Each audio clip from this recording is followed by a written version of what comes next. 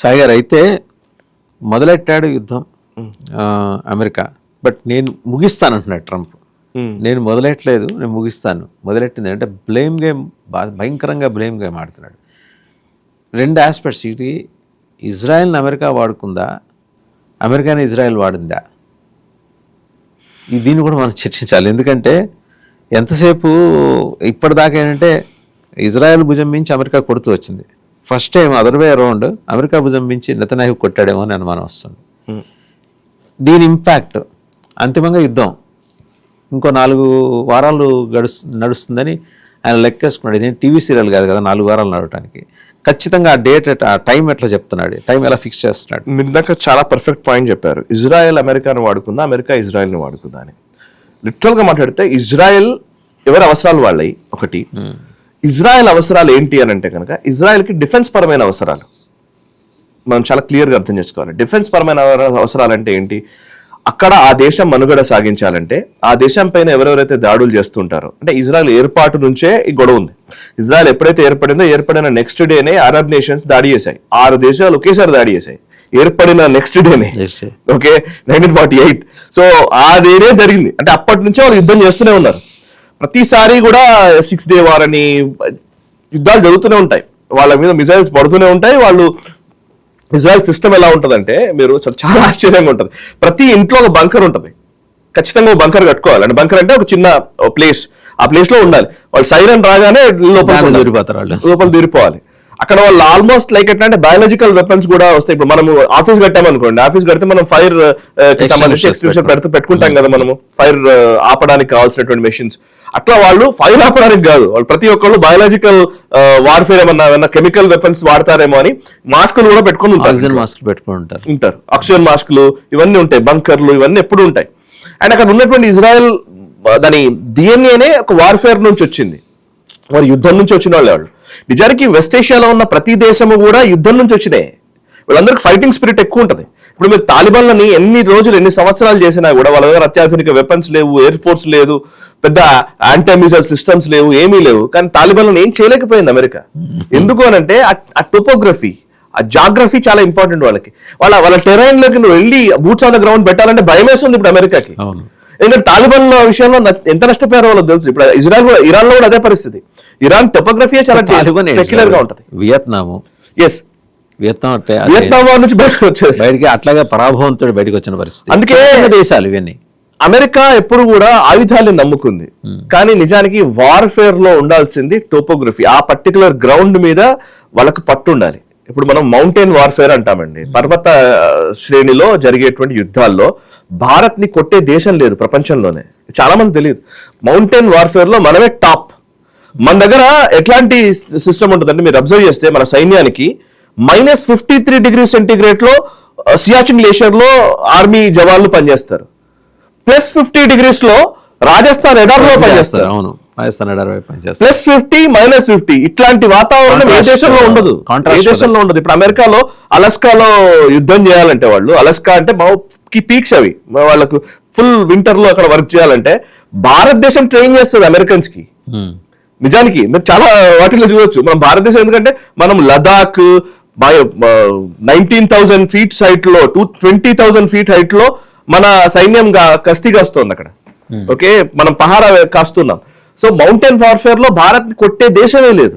Mountain warfare ఇప్పుడు north eastern states లో కావచ్చు, లదాఖ్ లో కావచ్చు, మౌంటైన్ వార్ఫేర్ లో ఈవెన్ జమ్మూలో కావచ్చు, కాశ్మీర్ లో కావచ్చు, అట్లా లెక్కేసి. అంటే మనం ఎప్పుడు కూడా అర్థం చేసుకోవాల్సిన సైన్యాన్ని కేవలము మా దగ్గర టామహాక్ మిజైల్స్ ఉన్నాయా లేకపోతే B-2 బాంబర్స్ ఉన్నాయా కాదు, సైన్యం ఎంత గట్టిగా పనిచేయగలరు అనేది చాలా కీలకం.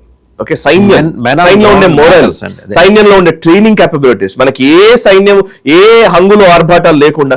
చూడండి, మిగ్గులో అభినందన్ వర్ధమాన్ గారు F-16 కొట్టాడు Pakistan. F-16 4.5 generation fighter jet, ఇది 2nd generation fighter jet. So మనిషి లెక్క మనది. సో అది నేను ఇప్పుడు కూడా అదే పరిస్థితి. ఇజ్రాయెల్కి ఏమైందంటే ఈ గొడవలో జరుగుతుంది ఏంటంటే, ఇజ్రాయెల్ ఏం చేసిందంటే అండి, వాళ్ళ ఎగ్జిస్టెన్షియల్ క్రైసిస్, అది వాళ్ళ అస్తిత్వానికే ఒక పోరాటం లాంటి ఒక పరిస్థితి ఉన్నది. సో ఇరాన్ కనుక న్యూక్లియర్ మిసైల్స్ తయారు చేసుకుంది అనుకోండి, ఫస్ట్ న్యూక్లియర్ మిసైల్స్ యూజ్ చేసేది ఇజ్రాయెల్ పైనే. సో న్యూక్లియర్ మిసైల్స్ కాకూడదు, ఫస్ట్ న్యూక్లియర్ మిసైల్ కాకూడదు. ఇప్పుడు మనం ఇప్పటికి 2-3 సార్లు కొట్టారు, ఆ న్యూక్లియర్ అసెట్స్ ని కొట్టారు, ఎన్రిచ్మెంట్ ప్రోగ్రామ్స్ ని కొట్టారు, అన్ని చేశారు, అయినా కంటిన్యూ అవుతోంది. అంటే ఎవరి వల్ల కంటిన్యూ అవుతుంది? ఖమేనీ వల్ల కంటిన్యూ అవుతుంది. సో ఖమేనీని లేపేసేయాలి. ఆ రెజీమ్ ని లేపేస్తే మన చేతుల్లోకి ఇరాన్ వస్తే మనకు రాబోయే రోజుల్లో థ్రెట్ ఉండదు. ఖమేనీని లేపేసిన ఇది ఇజ్రాయెల్. ఖమేనీ ఆలోచన విధానాన్ని అంత తొందరగా లేపేలేరు కదా. అంటే అది మన కంట్రోల్లోకి తెచ్చుకోవాలి, అంటే ఆ పర్టికులర్ ప్లేస్ ని మన కంట్రోల్లోకి తెచ్చుకోవాలనేది. ఇప్పుడు మీకు అరబ్ నేషన్స్, మిగతా నేషన్స్ ఎవరు న్యూక్లియర్ వెపన్స్ తయారు చేసుకోవట్లేదు, అది వాళ్ళకి అంత దాని మీద ఫోకస్ లేదు కదా. వాళ్ళు ఏదో వ్యాపారం చేసుకున్నారు, డబ్బులు సంపాదించు అంతే. సో మరి ఇరాన్ మాత్రం న్యూక్లియర్ లోకి వెళ్తుంది అంటే మా పక్కన ఉన్నది అది. ఇరాన్ దేశం అనేది ఎవరి మీద యూజ్ చేస్తారు? నా మీదనే యూజ్ చేస్తారు. సో నా మీద యూజ్ చేస్తారు కాబట్టి ఫస్ట్ నేను దాన్ని లేపేయాలి. ఇది ఇజ్రాయెల్ లెక్క. ఈ లేపాలంటే ఏం చేయాలి? నాకు ఒక పెద్ద ఇష్యూ కావాలి, ఇంకో పెద్ద పాత్ర కావాలి. డొనాల్డ్ ట్రంప్ అనేవాడు కొంచెం మ్యావరిక్ గా ఉన్నాడు. ఈ డొనాల్డ్ ట్రంప్ ని కనుక సరిగ్గా మనం వినియోగించుకుంటే మనకి ఇది వస్తుంది అనుకున్నారు. సో 2 విషయాల్లో ఇజ్రాయెల్ సక్సెస్ అయింది. నెంబర్ 1, ఇరాన్ విషయంలో అమెరికాని రంగంలోకి దించి అమెరికన్ సపోర్ట్ తీసుకొని ఇరాన్ లో ఖొమైనీని వాళ్ళని కొట్టేయడం. అంటే అందరూ రెండో విషయంలో సక్సెస్ చెప్పాలంటే బాగా వాడేసింది అమెరికా. ఎగ్జాక్ట్లీ. రెండో విషయంలో సక్సెస్ అయింది. రెండో విషయం ఏంటంటే డొనాల్డ్ ట్రంప్ కి రియల్ ఎస్టేట్ ఉంది. ఓకే, ఆయనకు రియల్ ఎస్టేట్, ఆయనకు ఉన్నటువంటి ఆ ట్రంప్ టవర్స్, ఈ పిచ్ ఉంది. సో ఆయనకి ఏ ఆఫర్ చేసింది? గాజా అనే ప్లేస్ ఉంది, మీరు కావాలంటే ఇక్కడ యూజ్ చేసుకోవచ్చు అంది. దానికి డొనాల్డ్ ట్రంప్ ఏం చేశాడు? నేను ఒక బోర్డు పెడతాను, ఇంతమంది దేశాలు ఉంటాయి, మేము అక్కడ పీస్ ని, శాంతిని స్థాపిస్తాము అని అన్నాడు. సో నిజానికి డొనాల్డ్ ట్రంప్ బోర్డు అది అమెరికన్ బోర్డు కాదు, లిటరల్ గుర్తుంచుకుంటే. సో డొనాల్డ్ ట్రంప్ బోర్డు అయిపోయింది, గాజా కూడా క్లియర్ అయిపోయింది. సో ఇజ్రాయెల్ కి కావాల్సిన పనుల్ని అదే డొనాల్డ్ ట్రంప్ ను వాడాడు పూర్తిగా. ఎగ్జాక్ట్లీ అదే జరిగిందని నా అభిప్రాయం. ఇది ఎన్ని రోజులు కంటిన్యూ అవుతుంది? ఇది క్వశ్చన్. సో ఇజ్రాయెల్ తన లక్ష్యాలని తాను నెరవేర్చుకుంది, తన ఆబ్జెక్టివ్స్ క్లియర్ చేసుకుంది. బట్ అమెరికన్ ఆబ్జెక్టివ్స్ ఏంటి? ఇది కావాలి మనకి. అమెరికన్ ఆబ్జెక్టివ్స్ ఏంటి? ఇప్పుడు ఇరాన్ తో యుద్ధం ఎన్ని రోజులు చేయగలదు? ఇరాన్ పర్స్పెక్టివ్ లో ఆలోచిద్దాం కొంతసేపు. నిజంగానే ఇందాక మనం మాట్లాడుకుంటున్నప్పుడు వచ్చిన పాయింటే, ఇరాన్ మీద దాడి జరిగిందా? ఇరాన్ పరిస్థితి అవుట్ కదా, మరి ఇరాన్ ఏం చేయాలి? ఇరాన్ కామ్ గా ఉండాలి. అనవసరంగా ఇరాన్ అరబ్ దేశాల మీద దాడి చేసిందని కొంతమంది అంటున్నారు. అనవసరంగా దాడి చేసిందా అని అంటే కనుక అది అనివార్యతలో దాడి. అది మనం అర్థం చేసుకోవాలి, అనివార్యత. ఇప్పుడు సింపుల్ లాజిక్, ఒకడు ఉన్నాడు, 2 మనుషులు ఉన్నారు, ఓ మనిషి వచ్చి ఒక మనిషిని కొట్టాడు అనుకుందాం. కొట్టిన వెంటనే ఏం చేయాలి? అయితే తిరిగి కొట్టాలి బలం ఉంటే. లేదనంటే నేను అట్లీస్ట్ తిట్టాలి, ఏదో ఒకటి చేయాలి. లేకపోతే ఇంకో 2-3 అటాచ్ చేసి వీళ్ళందరినీ పంచాయతీలోకి తీసుకురావాలి, దాన్ని ఎస్కలేట్ చేయాలి. ఎస్కలేట్ చేయకుండా నేను కామ్గా కూర్చున్నాను అనుకోండి, ఆ పర్టికులర్ వ్యక్తి కామ్గా కూర్చున్నాను అనుకోండి, ఒక దెబ్బ కొట్టిన వాడు జేబులో ఉన్న డబ్బులు తీసుకుంటాడు, అవసరమైతే అని డిక్టేట్ చేస్తాడు, ఇంకా కూర్చుని పెడతాడు. సో ఇది ఇరాన్ స్వభావం కాదు, ఇరాన్ కూడా అనివార్యత. ఇమీడియట్ ఏం చేస్తుంది? ఒక అటాక్ జరిగిన వెంటనే నేను ఇప్పుడు ఎక్కడో ఒక దగ్గర దాడి చేయాలి, నేను నా ఎగ్జిస్టెన్షియల్ క్రైసిస్, ఈ క్రైసిస్ నుంచి నేను దాన్ని ఏదో చేయాలి. ఆ చేసే క్రమంలోనే వాళ్ళు దాడులు చేసుకుంటూ వచ్చారు. ఇప్పుడు ఇక్కడ ఇరాన్ వైపు ఎవరు నిలబడతారు ఇంకా తేలలేదు. రష్యా చైనా రంగంలోకి దిగుతాయా? నిజంగానే రష్యా చైనా సపోర్ట్ చేస్తాయా? ఇంకా దిగలే. ఎప్పుడు దిగుతారు అని అంటే, ఇప్పుడు ఫర్ ఎగ్జాంపుల్ 2 మనుషుల గురించి మనం మాట్లాడాం. ఒక పాపం వీక్ వ్యక్తి, ఈ కొంచెం స్ట్రాంగ్ గా ఉన్నవాడు ఈయన కొట్టాడు.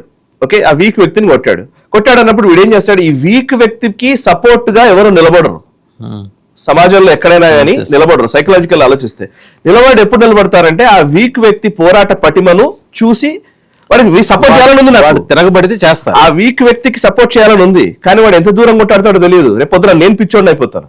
సో ఎంత దూరం వెళ్తాడో తెలియదు. సో మధ్యలో వచ్చేవాడు పిచ్చోడు అవుతాడు. అట్లా కాకుండా ఉండాలంటే ఏం చేయాలి? ఈ పర్టికులర్ వీక్ గా ఉన్నవాడు కొన్ని రోజులు సస్టైన్ చేయగలగాలి.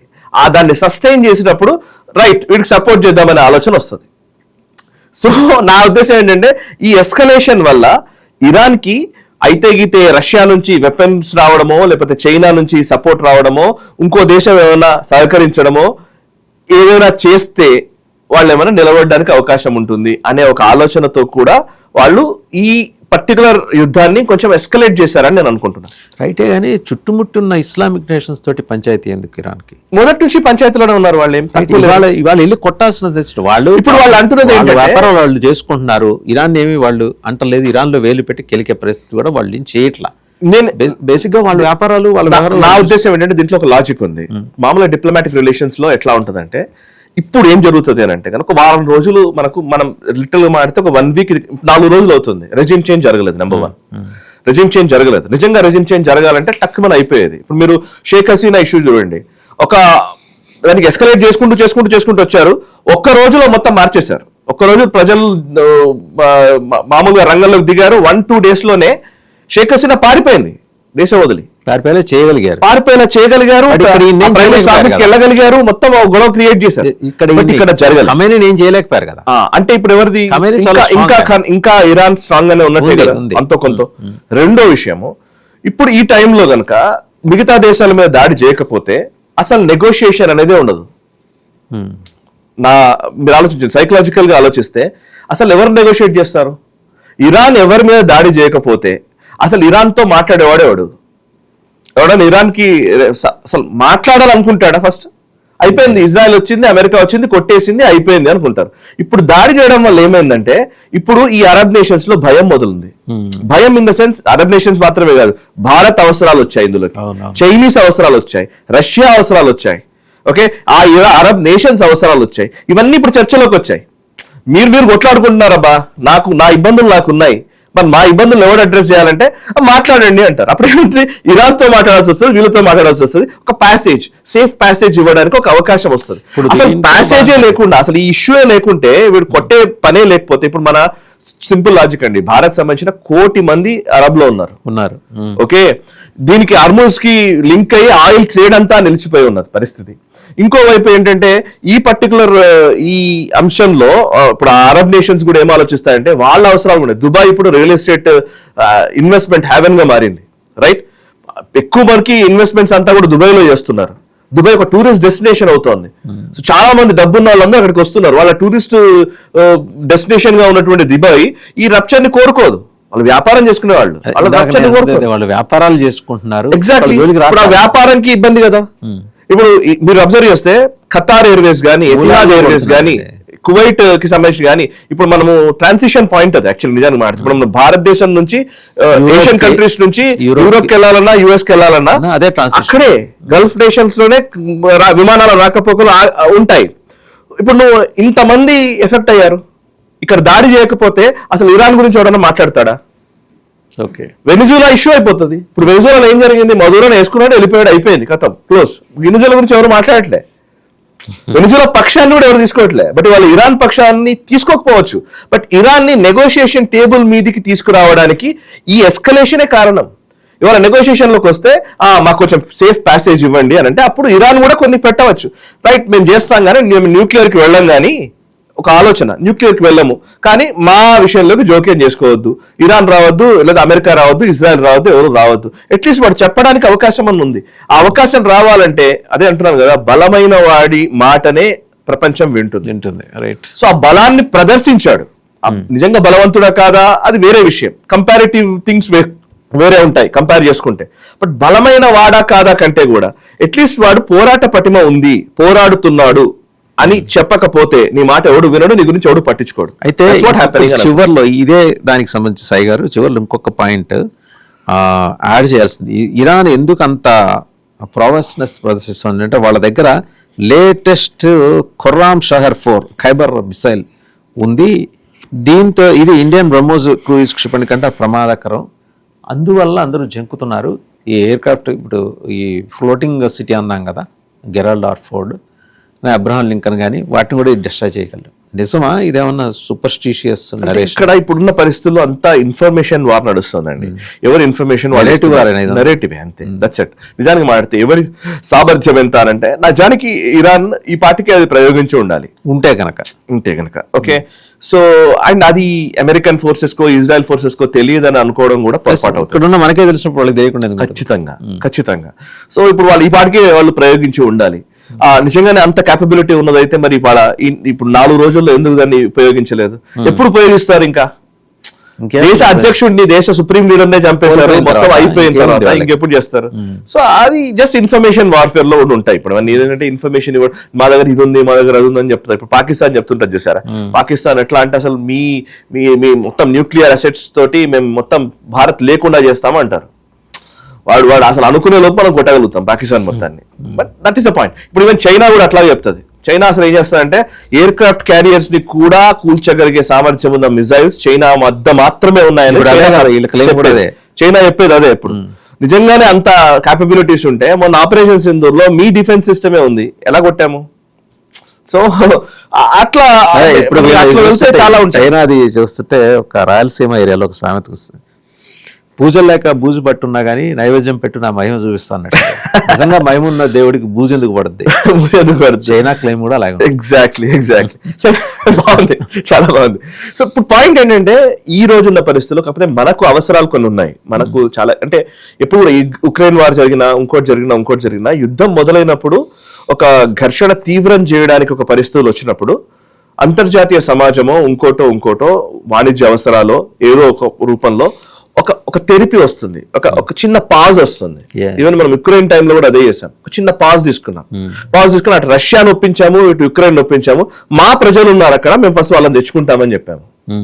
ఓకే, అట్లాంటి ఒక పరిస్థితి ఇనిషియేషన్ తీసుకుంది. మన 1 కోటి మంది ఉన్నారు, వాళ్ళ ప్రయోజనాలు మనం ఇవాళ మనం తెచ్చుకుంటామా అనేది కూడా క్వశ్చన్. ఇక్కడ తీసుకురావడం అనేది కూడా చాలా చిన్న విషయం కదా. అందరూ అక్కడ వాళ్ళ కెరియర్స్ ఆధారపడి ఉన్నాయి. ఇదంతా ఏదో ఉక్రెయిన్ లో కొంతమంది స్టూడెంట్స్ ఉన్నారు వాళ్ళని తీసుకొచ్చుకుందాం అన్నట్టుగా కాదు ఇది.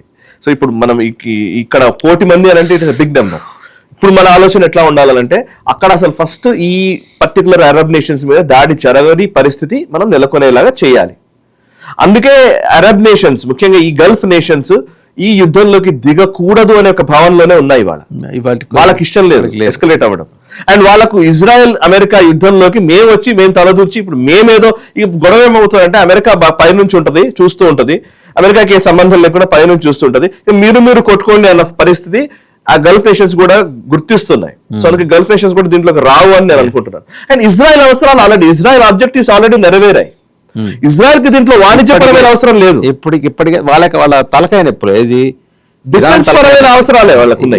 ఇరాన్ తో తలకాయ నొప్పి పోయింది, హమాస్ హెజ్బుల్లాస్ తోటి పోయింది, హౌతీస్ తోటి అయితే కొంచెం ఉంది, ఇంకా హౌతీస్ తో కొంత ఉంది.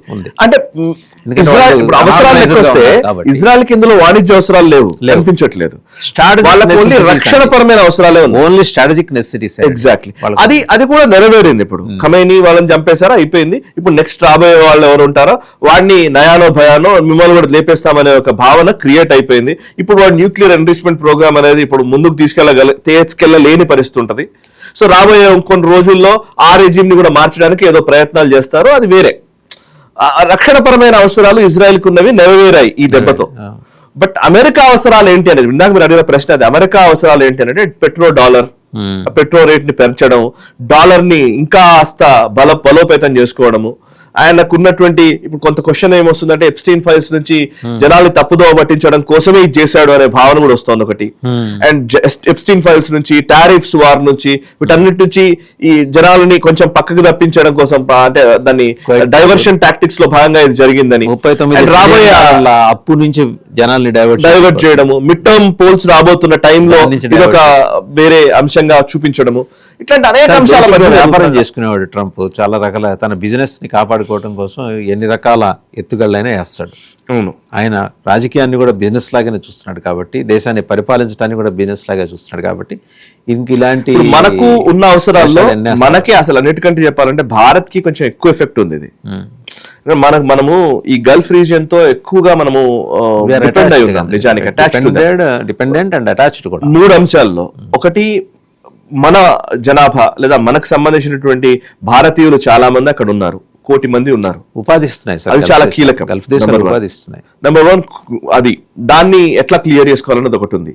2, పెట్రోలియం ప్రోడక్ట్స్, అక్కడ నుంచి వచ్చేటువంటి పెట్రోలియం ఉత్పత్తుల మీద డిపెండెన్సీ ఉంది కాబట్టి దానికి ప్రత్యామ్నాయాలు ఏంటి, రష్యా నుంచి మనం ఎక్కువ తీసుకోవాలి, దాని మీద మనం దృష్టి సారిస్తున్నాం. సో అదొకటి. అండ్ కాకపోతే చాలా ఖర్చుతో కూడుకున్నది అవుతుంది. అండ్ ఇప్పుడు ఇక్కడ పెట్రోలియం మనం డైరెక్ట్ గా ఇక్కడ తీసుకుంటాం కాబట్టి ఎవ్రీ డే మనకు వచ్చేటువంటి ఆయిల్ సరఫరా ఇప్పుడు మనకు 25 రోజులు 30 రోజులు మనకు ప్రాబ్లం ఏం లేదు అని అంటున్నారు. 20-30 డేస్ వరకు మనకేం ప్రాబ్లం లేదు అని అంటున్నారు. బట్ చూద్దాం అది ఎన్ని రోజులు పోతుందో తెలియదు. 3వ అంశం ఉంది ఇందులో, మన ఎక్స్పోర్ట్స్. మనం దిగుమతి చేసుకోవడం ఒకటైతే, ఎగుమతి. బాస్మతి రైస్ మనం ఎక్కువ ఎక్స్పోర్ట్ చేస్తాం. బాస్మతి మెయిన్ గా ఇరాన్ లేకపోతే ఈ గల్ఫ్ నేషన్స్ కే ఎక్కువ వెళ్తుంది బాస్మతి. సో మన బాస్మతి రైస్ ఎక్స్పోర్ట్స్ ని మనం ఏం చేయాలి? ఇప్పుడు మనం ఆల్రెడీ స్టాక్స్ అన్ని మొత్తం ఇట్లా పైలప్ అయి ఉన్నాయి, ఆగిపోయి ఉన్నాయి. దాన్ని ఏం చేయాలి? 2, ఎలక్ట్రానిక్ గూడ్స్ లేకపోతే మొబైల్ సంబంధించిన మ్యానుఫ్యాక్చరింగ్ మన దగ్గర బాగా పెరిగింది, ఎక్స్పోర్ట్స్ కూడా చేస్తున్నాం మనం. చూడు, ఆ ఎలక్ట్రానిక్స్ అవన్నీ ఎక్స్పోర్ట్ చేసేటప్పుడు మెయిన్ గా యూరోప్ కి వెళ్ళాలన్నా లేకపోతే గల్ఫ్ నేషన్స్కి రావాలన్నా ఇప్పుడు ప్రాబ్లం ఉంది. ఆ సూయిజ్ కెనాల్ కావచ్చు, ఇది కావచ్చు. సూయిజ్ కెనాల్ని మనము ఆల్టర్నేట్ కావాలంటే మొత్తం చుట్టూ తిరిగి వెళ్ళాలి. చుట్టూ తిరగాలంటే చాలా ఖర్చుతో కూడుకున్నది, లాజిస్టికల్ ప్రాబ్లం వస్తాయి. ఇదొక ఇష్యూ. ఈ 3 ఇష్యూస్ ఉన్నాయి. మన ఇంపోర్ట్స్, ఆయిల్ ఇంపోర్ట్స్, మన ఎక్స్పోర్ట్స్. ఈ రెండిటికి సంబంధించి ప్రత్యామ్నాయాలు ఏం చేయాలి అనేది ఒకటైతే, మన మనుషులు అక్కడ ఉన్నారు కాబట్టి వాళ్ళని ఎలా పరిరక్షించుకోవాలనేది 3వ అంశం. ఈ అంశాల చుట్టూతానే ఇప్పుడు భారత దృష్టికోణం అంతా కూడా ఎట్లా ఉందంటే, ఇప్పుడున్న పరిస్థితుల్లో కొన్ని రోజులు వెయిట్ చేద్దాం, జస్ట్ ఒక 1 వీక్ అయితే ఇవన్నీ సమసిపోతాయి. ఎక్కడో దగ్గర ఒక చిన్న ఆప్షన్ వస్తుంది. ఆప్షన్ ఎమర్జ్ అయినప్పుడు డిస్కస్ చేయడానికి అవకాశం ఉంటుంది. ఆ నెగోషియేషన్స్ లో కొంత పరిస్థితి సద్దుమణిగే అవకాశం ఉంటుంది అనేది మన అభిప్రాయం కూడా. రైట్ సాయి గారు, thank you very much. So చూసాం కదా, మొత్తం 4-5 విభిన్న అంశాలను స్పృశించే కార్యక్రమం. ట్రంప్ మనస్తత్వం, ఒక అధ్యక్షుడిగా ట్రంప్ ఏంటి, వ్యాపారవేత్తగా ట్రంప్ ఏంటి, ఆ 2 రోల్స్లోనూ ఆయన సాధించాలనుకున్న ప్రయోజనాలు ఏంటి, సాధించినవేంటి, అలాగే ట్రంప్ని అడ్డం పెట్టుకొని నెతన్యాహు ఏం సాధించాడు. ఖచ్చితంగా ఏంటంటే ఎక్కువ లాభపడింది ఈ మొత్తం ఎపిసోడ్లో ఇజ్రాయెల్. తన ఇంట్లో రూపాయి ఖర్చు కాకుండా అమెరికా చేత ఖర్చు పెట్టించి ఆయుధాలు కావచ్చు, డబ్బులు కావచ్చు, తన ప్రయోజనాలు సాధించుకుంది. ఇరాన్ కూడా తన ప్రావెస్నెస్ని నిరూపించుకోవడంతో పాటు ఎలాగూ మొత్తం గ్రౌండ్ జీరోకి వెళ్ళిపోయాం, మళ్ళీ యాషెస్లోంచి లేవాలి కాబట్టి మిగిలినంతా కూడా ప్రయోగించేద్దాం, మిగిలిన చుట్టుముట్టిన నేషన్స్ని భయపడదాం, అప్పుడు డైలాగ్కి టేబుల్ దగ్గరికి వస్తారు వాళ్ళు సంభాషణ కోసం. మంచి ఎత్తుగడ రాజకీయంగా. అండ్ ఇది షియా సున్నీల ఘర్షణలాగా చూడాలా, సాంస్కృతిక ఘర్షణలాగా చూడాలని అంశం వచ్చినప్పుడు పలు అంశాలని సాయికృష్ణ ప్రస్తావన చేశారు, ఇందులో విశ్లేషణ చేశారు. ఖచ్చితంగా ఇది షియా సున్నీల అంశం మాత్రమే పరిమితం చేసి చూడాల్సిన సబ్జెక్ట్ అయితే కాదు, బియాండ్ వెళ్ళాలి. ఖచ్చితంగా మిగిలిన రోజుల్లో దాని గురించి కూడా వెళ్తున్నాం. And trade, strait of Hormuz close అయిపోయిన తర్వాత మనకి ఇంకా hardly 4 weeks we have reserves, oil reserves with us. 4 వారాల తర్వాత మనకి రేషన్ వచ్చేస్తుంది ఆటోమేటిక్గా. ఇదిగో రోజుకి ఫలానా బైక్ అయితే 2 లీటర్స్, కార్ అయితే 10 లీటర్స్ ఏదో పెడతారు. మొత్తం ట్రాన్స్పోర్టేషన్ అది ఒక ప్రతిష్టంభన ఏర్పడే ప్రమాదం కనిపిస్తుంది. బట్ అక్కడ దాకా వెళ్ళకపోవచ్చేమో, ఎందుకంటే ఆయుధ వ్యాపారి ఎలాగూ రంగంలోనే ఉన్నాడు కాబట్టి ట్రంప్ దీనికి ఏదో మరి మెజిషియన్ మ్యాండ్రేక్ లాగా మ్యాజిక్ వ్యాండ్ ఏదైనా బయటికి తీసి చేయొచ్చు. ఎందుకంటే నేను చెప్తున్నాడు ప్రతిదీ ఆయన 4 టెర్లలాగా బ్రహ్మంగారిలాగా జరగబోయేవన్నీ చెప్పేస్తున్నాడు. నిన్న కూడా చెప్పాడు 4 వారాలని. 4 వారాల తర్వాత పెట్రోల్ ధరలు తగ్గుతాయని కూడా చెప్పాడు. అది కూడా జరుగుతుందేమో చూద్దాం.